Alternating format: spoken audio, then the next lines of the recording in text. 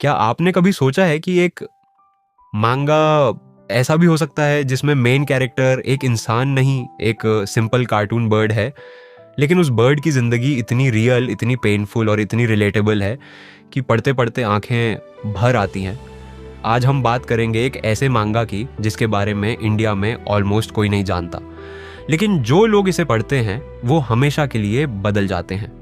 ये है ओयासुमी पुनपुन, यानी गुड नाइट पुनपुन। और एक बात पहले ही बताना चाहता हूं, ये कोई नॉर्मल स्लाइस ऑफ लाइफ मंगा नहीं है। ये एक ऐसी कहानी है जो आपको हंसाएगी, रुलाएगी और कभी कभी बिल्कुल तोड़ सी देने वाली लगेगी। इसलिए अगर आप सिर्फ एक्शन और फाइटिंग वाले मंगा ढूंढते हैं तो शायद ये आपके लिए नहीं, लेकिन अगर आप कुछ ऐसा चाहते हैं जो सीधा दिल तक पहुंचे तो रुके रहिए, क्योंकि वॉल्यूम 1 में ही कुछ ऐसा है जो आप एक्सपेक्ट नहीं करते। तो शुरू करते हैं। मांगा का पहला ही पैनल एक नॉर्मल से जापानीज नेबरहुड का एरियल व्यू है, रियल लाइफ की तस्वीर जैसा। कोई एनिमेशन नहीं, कोई फैंटेसी वर्ल्ड नहीं, बिल्कुल वही जापान जो एक्चुअली एग्जिस्ट करता है।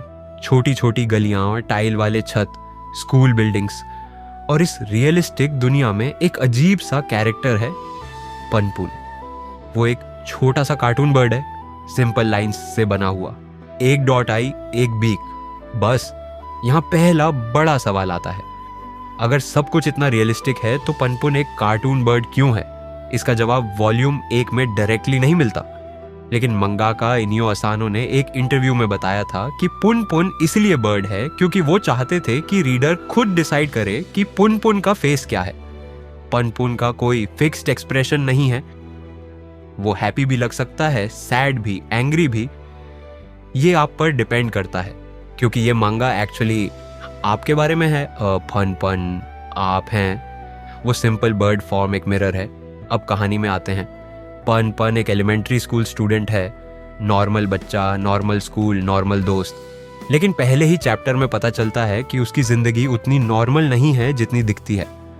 उसके घर में प्रॉब्लम्स हैं, उसके पापा ने मम्मी को हर्ट किया और अब पापा जेल में है असॉल्ट के चार्ज में। पनपुन का घर टूट चुका है, लेकिन वो इस दर्द को किसी से शेयर नहीं करता।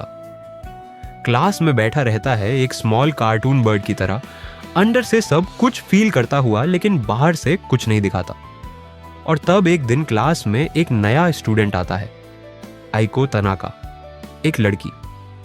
और पुनपुन को पहली नजर में प्यार हो जाता है।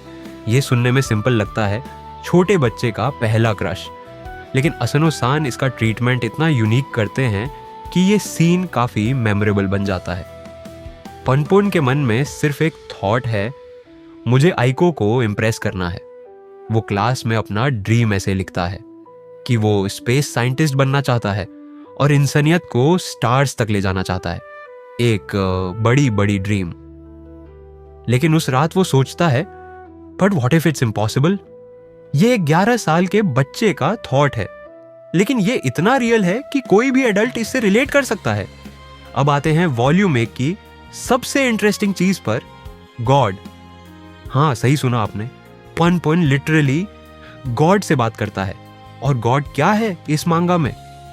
वो भी एक कार्टून बर्ड है, लेकिन थोड़ा बड़ा। वो सडनली अपीयर होता है और पुनपुन से पूछता है, what do you ask of God, Punpun? और पुनपुन गॉड से सिर्फ एक चीज मांगता है, क्या मेरी मम्मी और डैडी दोबारा अच्छे से रह सकते हैं? ये सीन वॉल्यूम 1 का सबसे पावरफुल मोमेंट है। एक टूटा हुआ घर, एक छोटा सा बच्चा, और वो सिर्फ चाहता है कि उसके पेरेंट्स ठीक हो जाएं। कोई सुपर हीरो पावर नहीं मांगी, कोई विश फॉर हिमसेल्फ नहीं, बस ये। और गॉड का जवाब, गॉड लिटरली बोल देता है, you know pal, God's getting kind of tired of this topic, anything else you wanna ask? ये एक पंच इन द गट है। गॉड इंडिफरेंट है, यूनिवर्स इंडिफरेंट है, और पुनपुन अकेला है अपने दर्द में।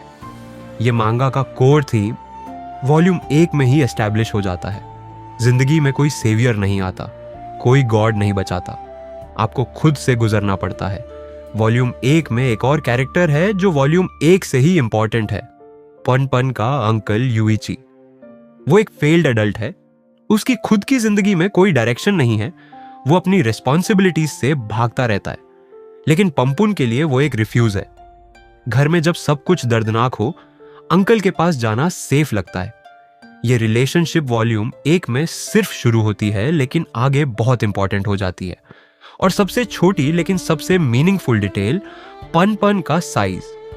वॉल्यूम 1 में पन पन बहुत छोटा कार्टून बर्ड है। जैसे जैसे वो बड़ा होगा, जैसे जैसे जिंदगी की तकलीफें आएंगी, इसका साइज और शेप बदलेगा। ये एक विजुअल स्टोरी टेलिंग टेक्निक है जो असानो सान ने डिलिबरेटली यूज की है। पनपोन का फॉर्म उसकी इमोशनल स्टेट को रिप्रेजेंट करता है। यही वो चीज है जो इस मांगा को बाकी सबसे अलग बनाती है। ओयासुमी पनपोन वॉल्यूम एक छोटी सी शुरुआत है। एक छोटा सा बर्ड, एक छोटा सा प्यार, एक छोटा सा घर जो टूट रहा है।